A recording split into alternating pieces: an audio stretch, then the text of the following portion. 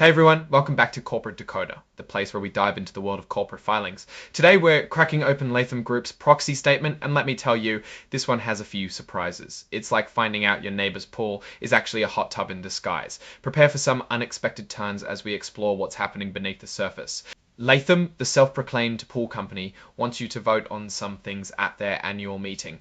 Now, proxy statements might seem boring, but they're important. They tell you who's running the company, how much they're getting paid, and whether the company's accountants are doing a good job. It's like peeking behind the curtain to see how the magic or lack thereof happens. First up, we're voting on who gets to sit on the board of directors. These are the folks who steer the ship, so it's a pretty big deal. Latham's recommending we re-elect James, Sign, Delu Jackson, and Mark Laven. Think of it like choosing your fantasy football team, but instead of touchdowns, you're hoping for profits. Klein, the current board chair, brings a lot of experience from his time at Trex, a company that makes outdoor decking. Jackson has marketing expertise from ADT, and Laven, the former CEO of Latham Pool Products, knows the ins and outs of the pool business. It's good to have directors with different backgrounds. You need people who understand finance, marketing, and the industry itself to keep the company on track.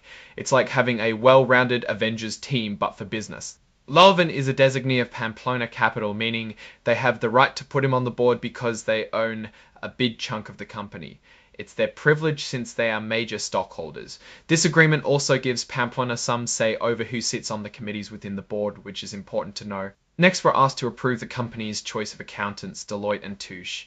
This might seem like a rubber stamp, but it's important to make sure the company has a trustworthy firm checking its books. Make sure the numbers add up and there aren't any hidden surprises. The audit committee, which oversees the accounting, says they reappointed Deloitte because they know the company well, they do a good job, and their fees are reasonable.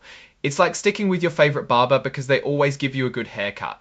Deloitte charged Latham about $1 million for the audit and only around $15,000 for tax work in 2024.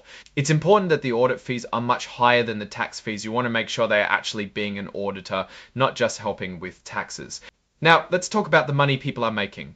Our compensation committee is in charge of paying CEO and other top executives, and they need to think about goals to motivate them, the market to see what similar companies are paying, and make determinations on each of the executives. In 2024, the CEO, Scott Rajeski, had a base salary of $465,000, a target bonus of the same amount, and target annual equity awards at roughly $1.1 million. It is a mix of cash and company stock, which is common and motivates executives to work towards long-term and short-term goals. Rajeski ended up earning 144% of his target bonus for the year, resulting in a $669,600 payout. This was because the company did well on some of the metrics that were set for performance. He also earned 182% of his performance stock units, but the money is for the long term. The bonus was tied to net sales and something called adjusted EBITDA margin.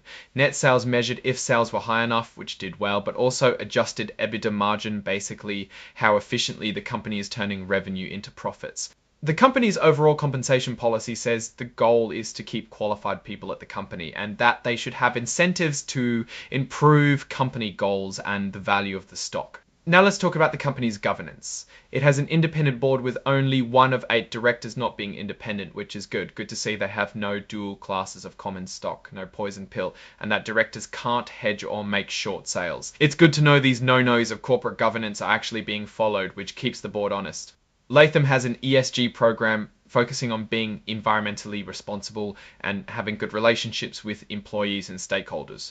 They realize that being sustainable is good for the long-term success of the business. It is good to see that companies have such programs in place and try to improve on the goals that they have. Finally, there's some business deals that directors are a part of, and there are rules about those. Like, if a director's company is doing business with Latham, it has to be fair to the stockholders.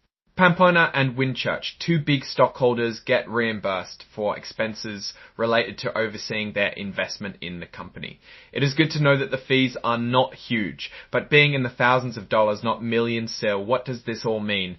Latham seems to be a company doing pretty well, but with some potential risks. The company has a good mix of experience and the board seems engaged. Now, what are the risks? The pool business is tied to housing market, and that can be volatile.